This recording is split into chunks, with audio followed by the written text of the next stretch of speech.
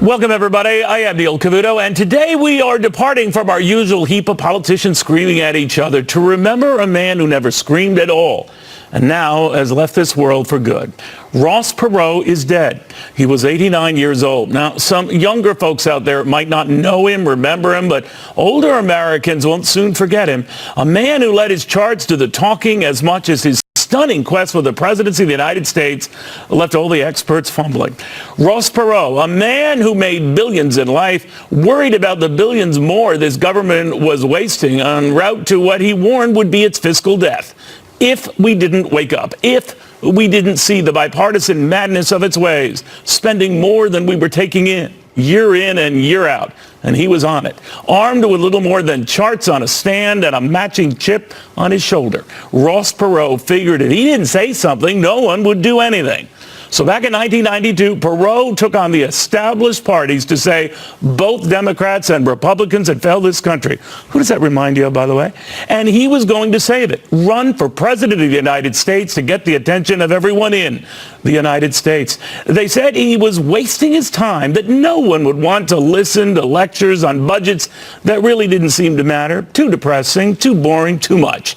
But the political experts underestimated American voters as much as they did Ross Perot himself, this third-party candidate who took on an incumbent Republican president who had triumphed in Kuwait, and a rising Democratic star named Bill Clinton who had electrified crowds, managed to upend politics for a while, an entire presidential race. In fact, before he abruptly quit that race himself for a short time, Ross Perot was leading those established candidates. And when he re-entered, he still managed what no third-party candidate had ever done before or since: garner a stunning 19% of the vote. His goal: be frank, be jarring, be real. But he spelled it all out on paper. A spending bill and a binge that was unsustainable. Leave it to Bill Clinton to heed his warnings and start hacking that spending years later. But the seeds were planted with Ross Perot that election year. And hopefully a reminder to politicians now, you can level and should level with the American people this year, all years.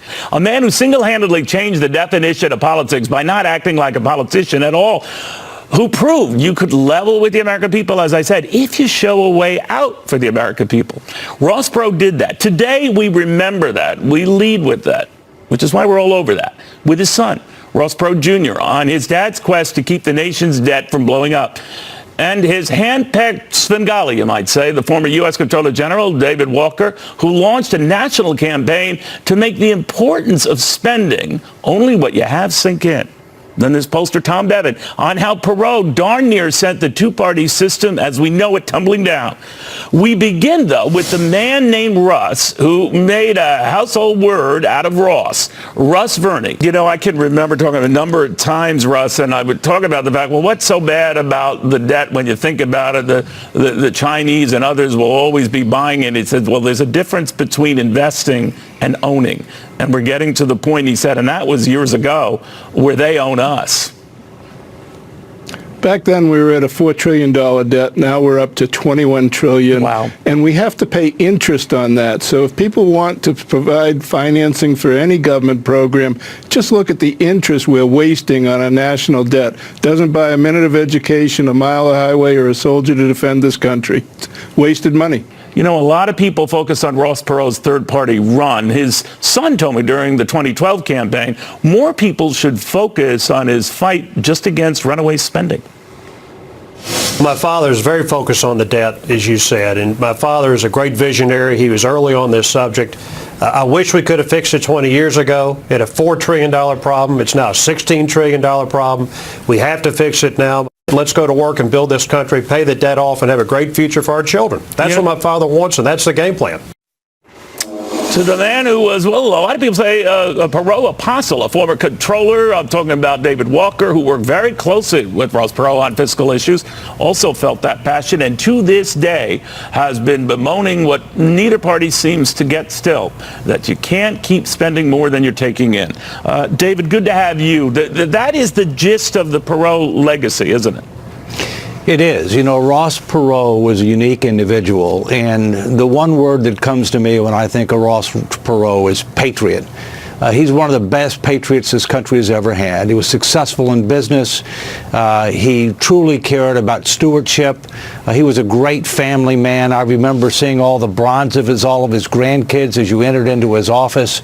But, you know, he made a big difference. He did not win that race, but he made fiscal responsibility a top priority for Bill Clinton.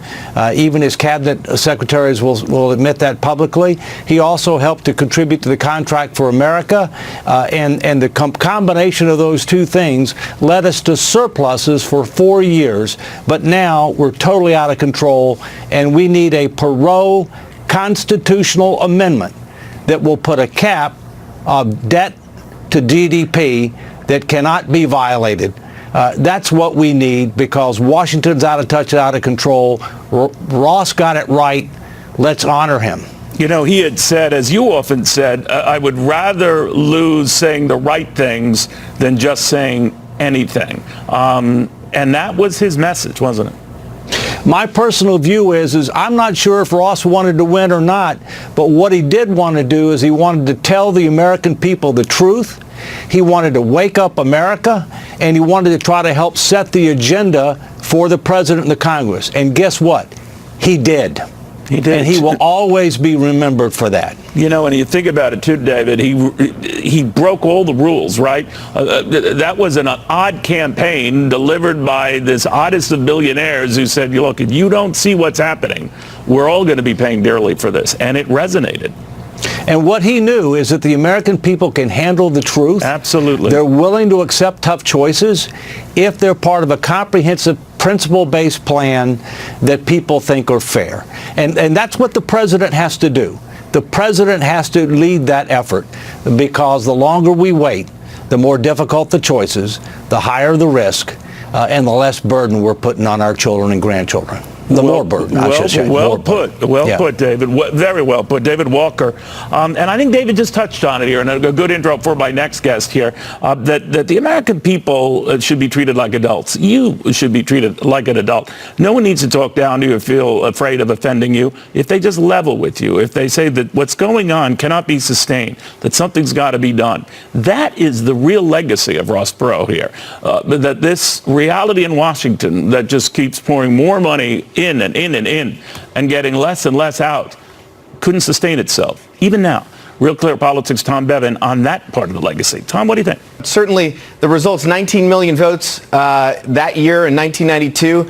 And for a while he was leading. He had the establishment on both sides up in arms. All right, Tom Bevan, thank you very much. A Real Clear Politics here. I want you to think of that legacy and getting 19% of the vote, little more than a few days after we lost Lee Iacocca. Two legends, if you think about it, who defined greatness and bravery under enormous pressure. Whatever your politics, you cannot deny the wisdom of what both men offered. In Ross Perot's case, a stark reminder that the two parties had failed when it came to doing their essential job, handling the books. He did it with charts against every piece of logic and campaign experts who said, too boring, too vapid, too silly, and the guy delivering it, too weird. They were wrong. We'll have more after this.